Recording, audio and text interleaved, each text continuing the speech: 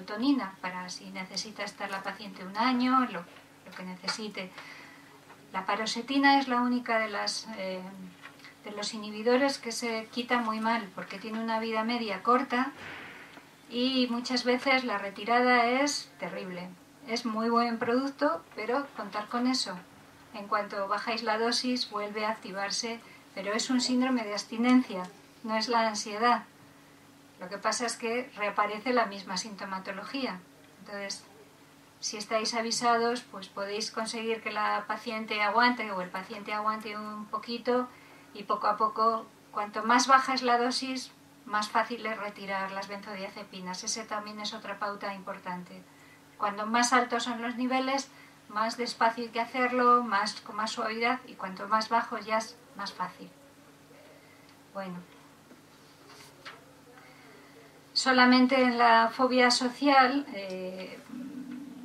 y en las fobias simples muchas veces lo que hacemos, y esto contradice también algunas recomendaciones, yo personalmente a veces recomiendo que solo utilicen la benzodiazepina en el momento del evento y no permanentemente, porque realmente no lo necesitan permanentemente. Entonces, bueno, pues evitamos que esa persona tome durante un tiempo innecesario un fármaco que luego a lo mejor el día que tiene que hacer eso también pasa angustia, con lo cual dice, ¿para qué estoy tomando algo que de todas las maneras? Entonces yo creo que explicándolo así cómo lo tiene que hacer, cómo lo tiene que tomar, podemos evitar la toma un poco excesiva de estos fármacos en la ansiedad. Otra cosa es que sea un trastorno de personalidad evitativo, o a veces incluso las esquizofrenias y otras enfermedades también tienen una ansiedad debajo de la estructura psicótica, y esa sí conviene tratarla y tratarla bien, porque esa es la que alimenta muchas veces las ideas delirantes. Y la ansiedad de fondo que tiene el paciente, recordar lo que os he dicho antes, es como estar delante de un abismo. Entonces hay que construir algo que sirva de barandilla, y esa barandilla pues para un psicótico pueden ser sus ideas delirantes. Entonces, bueno, pues si quitamos ese estado somático desagradable que él tiene, además la angustia del psicótico es una angustia muy vivida como muy aniquilante, por eso aparecen en las urgencias con esa demanda tan brutal y que nos abruma también a nosotros, pero es que no es la misma angustia que la de los neuróticos, es una angustia muchísimo más aterradora, y por eso cuando te piden un Transilin 50 es que, a no ser que sea un chaval que está consumiendo y lo usa como antídoto, pero en general es que saben que otra cosa no les sirve, y que bien que esté el Transilin 50 ahí para poner una inyección y quitarle ese dolor del alma tan tremendo que en ese momento tiene. Bueno, ¿qué tal? ¿Queda alguien despierto? A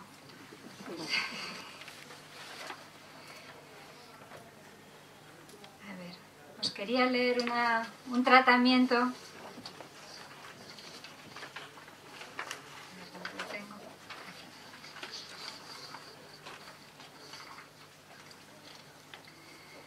del libro este de 1962. Los estados agudos de ansiedad constituyen una fuente importante de urgencias psiquiátricas. Teniendo en cuenta la posibilidad de que se produzcan reacciones peligrosas, será casi siempre necesaria la hospitalización en un centro especializado. No obstante, antes de proceder al traslado del enfermo es indispensable recurrir con presteza a una terapéutica sedante. La fórmula más eficaz consiste en una mezcla de morfina y escopolamina.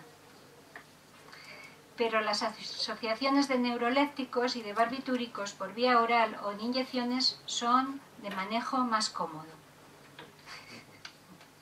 Cuando se produce una crisis de angustia en un establecimiento especializado, lo mejor es el electroshock. Hemos evolucionado. Está por ahí el doctor Casanova, ¿no?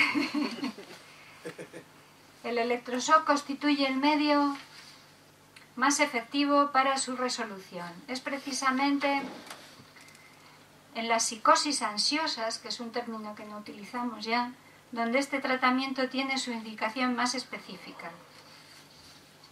Yo recuerdo una mujer en Quitapesares que cada vez que me la encontraba decía: estoy muy bien desde que me dieron las corrientes. Pero yo creo que me lo decía por si acaso. Pero el día para que me dieras más, que ya estaba muy bien. Sí, sí. Dice: las estructuras ansiosas persistentes de las neurosis suelen ser poco sensibles a los electrochoques. Esas eran las que eran así, las crisis de pánico de ahora, ¿no? Pueden aplacarse al menos de momento con tranquilizantes o bien con sedantes a base de barbitúricos, de bromuro o de calcio. Cuando existan buenas razones para suponer un origen conflictual y las condiciones del sujeto sean favorables, estos enfermos pueden ser sometidos a un tratamiento psicoanalítico. Existen, no obstante, casos desesperados en los que la ansiedad no se deja influir por ningún medio. Cuando se llegue a una gravedad tal que quede paralizada totalmente la existencia del sujeto, no habrá otra solución que practicarle una leucotomía.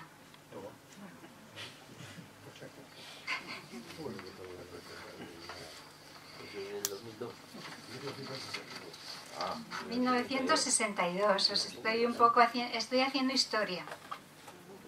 Pero bueno, ya para terminar, os recomiendo este libro que se titula Los enigmas del placer. Este es actual. Está escrito por un psicoanalista y un investigador. Y trabajan en Ginebra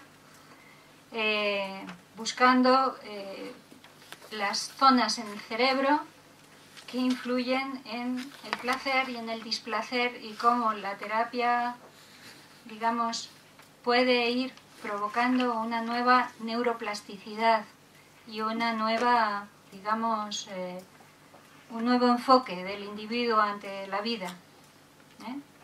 Entonces os lo recomiendo, es muy, muy interesante, la verdad, lo explica muy bien.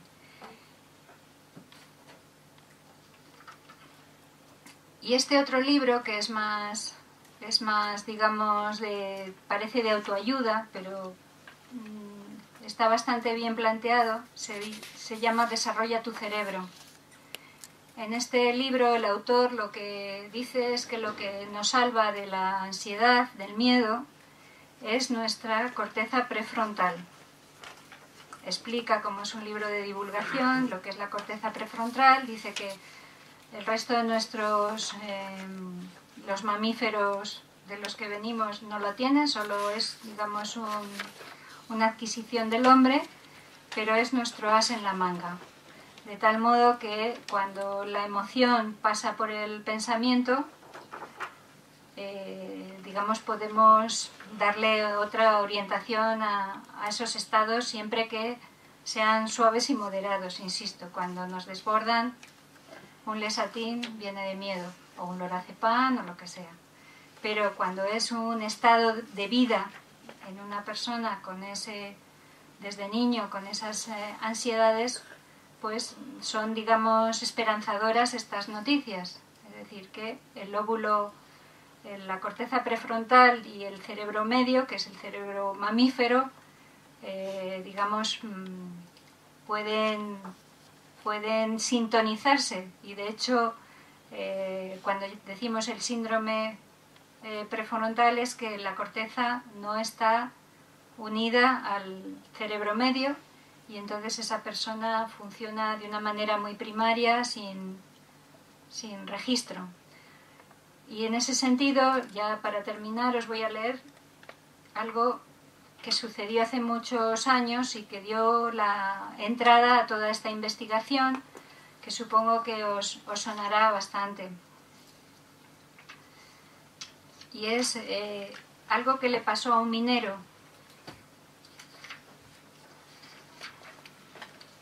Que se llamaba...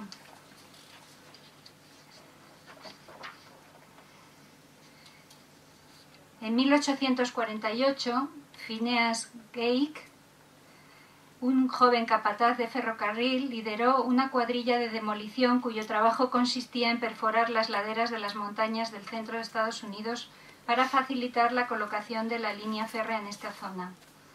El accidente de extrema gravedad que dañó su lóbulo frontal les permitió a los científicos obtener datos valiosos sobre esta zona del neocórtex.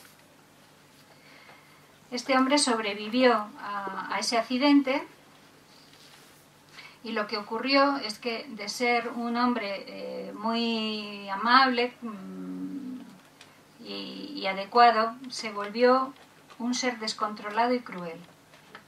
Mostraba un comportamiento egoísta y utilizaba a menudo un lenguaje terriblemente soez. Se convirtió en alguien impredecible en quien no se podía confiar. Se convirtió en una persona socialmente inaceptable. Tomaba decisiones que iban en contra de sus intereses, tenía dificultades para completar sus planes, dejó de pensar antes de actuar. En muchas ocasiones el Dr. Harlow trató de razonar con él para hacerle comprender que perdería su trabajo a menos que cambiara su comportamiento, pero fue inútil. Es decir, que la separación del cerebro medio con la corteza frontal, que fue lo que le ocurrió a este hombre, le seccionó las vías de conexión, pues le convirtió en otra persona. Entonces, por ese camino encontraron lo de la lobotomía que decía, que aconsejaban en este libro que os he leído, que fue a principios de la década de 1930. Entonces, cuando hacían este tratamiento, los doctores encontraron que los pacientes se mostraban plácidos, perezosos y somnolientos, que no manifestaban interés por nada de lo que les rodeaba. Y también demostraban un marcado deseo de monotonía.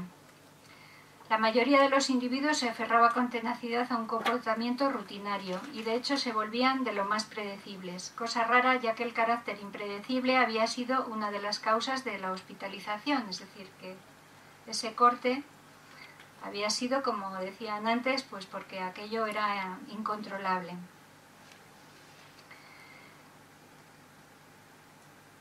Casi todos los pacientes con lobotomía prefrontal demostraban incapacidad para concentrarse en tareas determinadas. Empezaban a hacer algo, decir algo y después se distraían y jamás terminaban lo que habían comenzado. Es decir, que desaparece la ansiedad, pero aparece otra cosa. Entonces, nuestra vida es convivir con la ansiedad y con la angustia de ser cada uno como somos, es decir, fieles en cierta manera a nuestra subjetividad humana, pero querer evitarla nos lleva a estados un poco de muerte, vamos a decir, de muerte, de no deseo. Bueno, yo creo que con un poco todas estas reflexiones así en voz alta sobre la ansiedad y la parte de tratamientos que tenéis ahí por escrito, pues ya es suficiente. Y ahora lo que queréis preguntarme.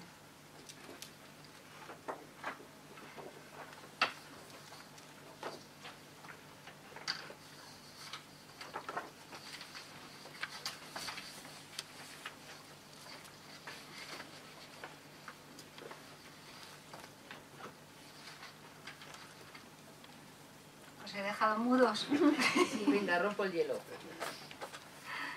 ¿Hasta qué punto está demostrado que el entrenamiento mental sujeta un poquito esta situación? El entrenamiento mental. Sí, esto último que estabas diciendo, desarrolla tu cerebro. Bueno, este hombre, más que un entrenamiento, lo que dice es que tenemos más posibilidades de las que pensamos de no ser, vamos a decir, tan automáticos en nuestras respuestas. Es decir, que pensar en lo que vamos a hacer y no se trata de un entrenamiento en realidad, sino es que es un trabajo en el que él también dice, no he querido entrar en ello porque no es el momento, pero que somos adictos, dice él, al sufrimiento en nuestra sociedad. Que confundimos un poco el sufrimiento con sentirnos vivos. el sufrimiento tolerable, pero como cierto grado de qué horrible es todo, qué mal, y ahora tener que ir a trabajar, y ahora esto, y ahora lo otro, como él dice que es una adicción, lo nombra así, yo no estoy del todo de acuerdo, por eso no he querido entrar en ello. Y que la corteza prefrontal es lo que puede, digamos, la reflexión es lo que puede cambiar ese enfoque tan determinista, de todo es horrible, ¿eh? Pero yo no creo, yo creo en el psicoanálisis y en la psicoterapia analítica. Entonces creo en conocer las causas de nuestro sufrimiento y dar como un cauce dentro de las posibilidades de nuestro contexto a esa situación. Eso es un poco lo que yo creo. Tampoco ahora el psicoanálisis es como era en tiempos de Freud, no os imaginéis las cosas así. Digamos, en una entrevista normal se puede sacar muchas conclusiones del inconsciente de un individuo sin someterle a un diván.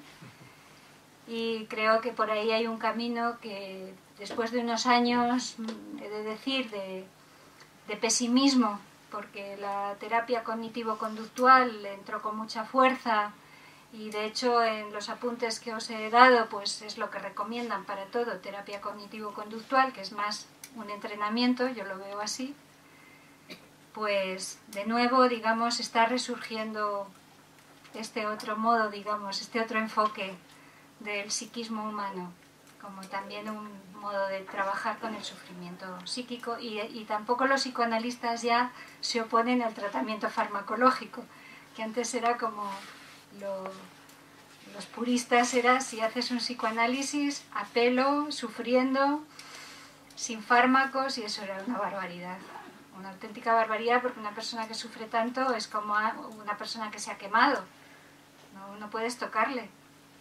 Tienes que esperar a un estado receptivo, adecuado para trabajar con la palabra. O sea que eso fue otro gran error de los psicoanalistas apasionados del principio de los tiempos. Ahora ya no, tampoco se ve como algo que tenga que ser así, ¿eh? ¿Más preguntas? Supongo yo que depende de la patología, ¿no? Depende de qué tipo de patología, porque en la neurosis, por ejemplo, sí hay una terapia que enfrenta al individuo con lo que le hace sufrir, y eso es lo que le mantiene, lo que poco a poco le va a sacar cuando aguanta la ansiedad que provocan los sufrimientos de la cabeza, ¿no? De las confusiones, ¿no? A mí me llama mucho la atención, bueno, esto si vais a hacer un curso, sigue avisando, porque yo creo que el lenguaje es fundamental. Sí. En la vida el lenguaje es fundamental. Lo que decías antes, una palabra te puede mandar al cielo o al infierno en un determinado momento, dependiendo en qué contexto, quién te la diga y cómo estés tú. O sea, eso es así, quiero decir, se experimenta en la vida, ¿no? Y sobre la neuroplasticidad cerebral, que está influenciada por el lenguaje, ¿no? Es lo que decías, a mí eso me parece, bueno, que eso que a mí me interesa mucho, ¿no? Porque creo en ello fundamentalmente. También sí, con algo de evidentemente habrá que tratar algo. Claro. No se pueda con fármacos. Claro, bueno, claro, sí, los fármacos... Se denostan, ¿no? Pero, claro, y además nuestro sistema público tiene que dar calidad y preparación, y tenemos que saber manejar con eficacia lo que tenemos, pero siempre un poco para sacar, no para... No sé, yo... A veces los laboratorios me han dado unos mensajes que a mí me parecían preocupantes, de cuando se tiene una depresión ya es para toda la vida. Es decir, pues depende, como decía Daniel, por qué se tiene la depresión, qué está ocurriendo, hay que afinar un poquito más eso. Entonces, bueno, es un mensaje a veces también depresivo, es decir, ¿cómo que para toda la vida? Depende. No es lo mismo una persona de 60 años que un chico de 30. No es lo mismo... En fin, que hay mucho ahí que decir. Pero bueno, todos somos neuróticos, es decir, todos tenemos conflictos, todos tenemos nuestros mecanismos de defensa más adaptados o más infantiles para vivir. Entonces, bueno, siempre se puede hacer algo por trabajar en ese sentido. De hecho, este libro plantea, este psicoanalista, que todo placer humano conlleva un displacer. O sea, siempre pagamos con un displacer el placer. Y eso forma parte del humano. No, en el mundo animal no. Nosotros sí. Siempre está ahí una cierta culpa, un cierto malestar que rodea el placer. Y eso es de lo humano, por ejemplo, ¿no? Y sobre la neuroplasticidad, pues, por ejemplo, se sabe ahora que desde que el niño nace hasta que tiene 2 años, lo que ya sabíamos, que el cerebro se sigue desarrollando fuera, y hay lo que llaman una poda increíble, de muchas neuronas que son, digamos, podadas. El cerebro se va especializando a medida que va perdiendo más neuronas. Se va especializando, y ahora hay todo un tema de investigación de si algunos niños que por lo que sea no sufren lo que los psicoanalistas llaman esa pulsión de muerte, es decir, esa muerte celular en este caso, porque la pulsión de muerte es desaparición, no es agresión. Es desaparición, a veces inercia de la vida, que es una repetición y está uno muerto, no es agresión. Pero lo cierto es que se está trabajando en una línea que si ciertos autismos y ciertos estados infantiles de niños que tienen un psiquismo desadaptado y distinto, es porque no ha funcionado esa poda que ha ido eliminando neuronas que no eran necesarias, y parece ser que la intervención de la madre o de la figura materna con su voz, con su llamado, o la del padre, curiosamente, haciendo eso que hacen los padres de llevar al niño por los aires cuando le cogen y que la madre dice ¡ten cuidado! Todas esas maniobras que son inconscientes están ya influyendo en la constitución de un cerebro infantil. Entonces, saber eso hace que, por ejemplo, yo esta mañana, una joven madre que acaba de perder a su marido en un accidente y que tiene una bebé de 1 mes, en el amargor de su vida, y que está como luchando ansiosamente para no caer en la depresión, ha decidido ponerse a trabajar en lo que hacía su marido y llevar la empresa de su marido. Pero para eso tiene que dejar de ser madre, porque se ha pasado al lado de ser padre. Entonces dice, y a la niña la guardería. La madre dice, la madre de ella, no, me hago cargo yo. No, bueno, tendrá que adaptarse, dice esta mujer, que en este momento no puede sentir nada, porque si no se muere. Entonces tampoco se da cuenta de la necesidad de la bebé. Y yo le he dicho, es que no es lo mismo ir a la guardería con 1 mes que con 6. Para su cerebro no es lo mismo olerte a ti o a la abuela, que desde el primer día están ahí, que estar en otro lugar y manipulados por otras personas y cada día una, por muy bien que hagan las cosas. Si se puede evitar, mejor, si no, no.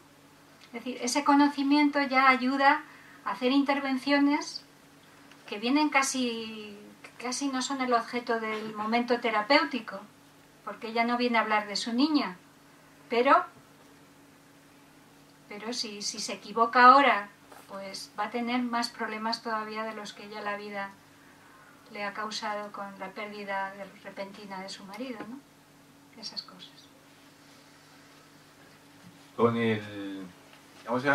en el tiempo que estamos, con los jóvenes, todo, el hecho es cuánto le damos un poco de margen a los padres. Ya la sociedad que se está ahora, que los dos trabajan a tiempo completo, que están los chicos de 14 años que están en la etapa de la rebeldía, que se están forjando, pero claro, los padres al no tener ese tiempo o esa capacidad de estar con ellos, pues se escudan en el por qué mi hijo es así o por qué mi hijo tiene esta actitud.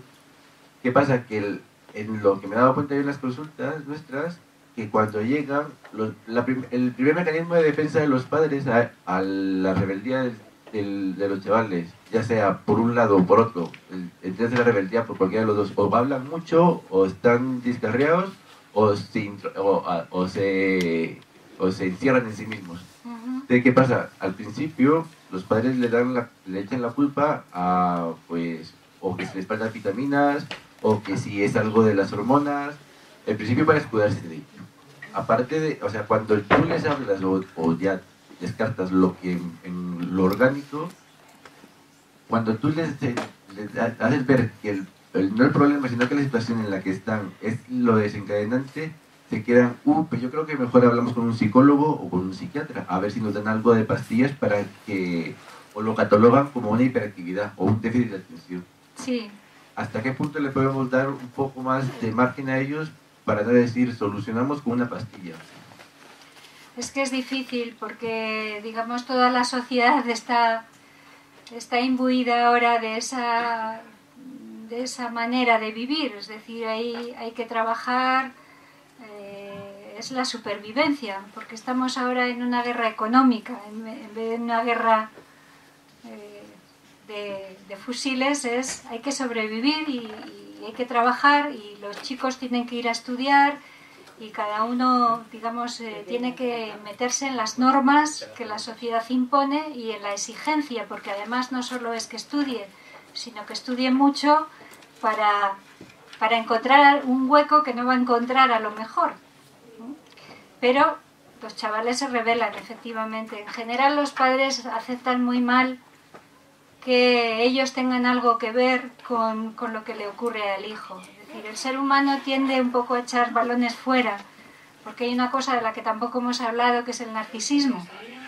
La imagen que tenemos entre nosotros mismos, que siempre procuramos que sea, que brille lo más posible, porque, bueno, a nadie le gusta, en fin, tener una mala imagen de sí mismo, ¿no? Entonces, la tendencia es un poco a poner en el otro la falta, pues no se controla, no hace lo que le da la gana, no estudia, y efectivamente cuando le dices que, no se lo dices así, claro, pero que el déficit de atención del niño es más un déficit de atención de los padres, pues ahí ya la cosa se pone un poco, y a veces tiene que ser un profesional que se lo diga sin levantar resistencias, porque también dejan de ir al psicólogo cuando les dicen eso. O sea que no, es bastante complicado. Si estamos medicalizando a lo mejor demasiado, y yo soy la primera, que a veces veo que no me queda otra solución que dar el metilfenidato para conseguir que sigan viniendo e ir desactivando esa situación, porque si no lo que va a pasar es que van a desaparecer con el niño, claro. Entonces no es fácil, estamos aquí metidos en una vorágine en el que también en la escuela y en los institutos también se lavan las manos, es decir, el niño da problemas, le mandan a casa. La verdad es que hay un libro muy bonito de un filósofo que vino el año pasado a Salud Mental que se llama Miguel Benasayac, un argentino que vive en París, y su libro se llama Las pasiones tristes. Y habla de este problema de la falta de autoridad en nuestro mundo y a la vez el aumento de exigencia. Esa mezcla es terrible, porque por un lado no hay nadie que guíe, es decir, los padres llaman a la policía, no se ponen ellos ahí, decir, bueno, no, hombre, estamos hablando de cosas que a veces verdaderamente hay que llamar a la policía. Mira, yo ya he visto madres con una ceja rota por el proyectil que es el móvil, se convierte ahora el móvil en un proyectil cuando se le quita a un chico, y otro que rompió toda la casa. Entonces sí que es verdad que hay situaciones que desbordan, pero digamos en el día a día pues se está sometiendo a los niños a una exigencia enorme, y cuando llega la adolescencia se rebelan, y se rebelan estrepitosamente. O sea que sí, es un problema. No creo que tú puedas en tu consulta manejar eso. Déjanoslo a nosotros, que veremos a ver qué podemos hacer. Una cosa. La ansiedad parece que acompaña a múltiples o diferentes trastornos psiquiátricos.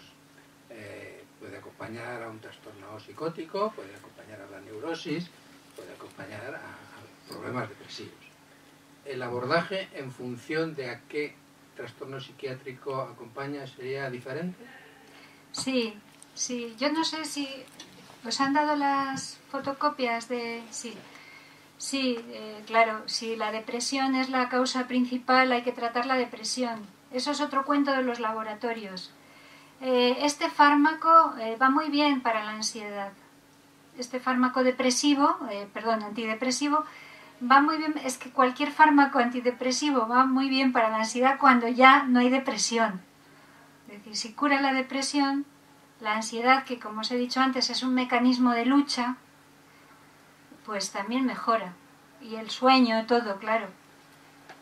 Pero si la ansiedad es lo que va adelante, y muchas veces sabéis cómo lo sabemos, cuando damos un ansiolítico y la persona se hunde, porque le hemos quitado su lucha.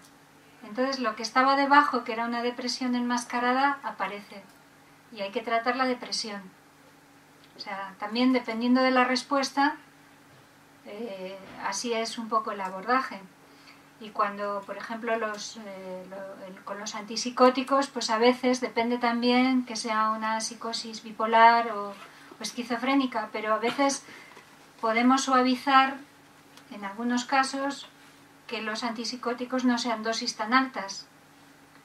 Y eso también, pues de cara a los efectos secundarios de los antipsicóticos y el rechazo que suelen provocar, también ayuda.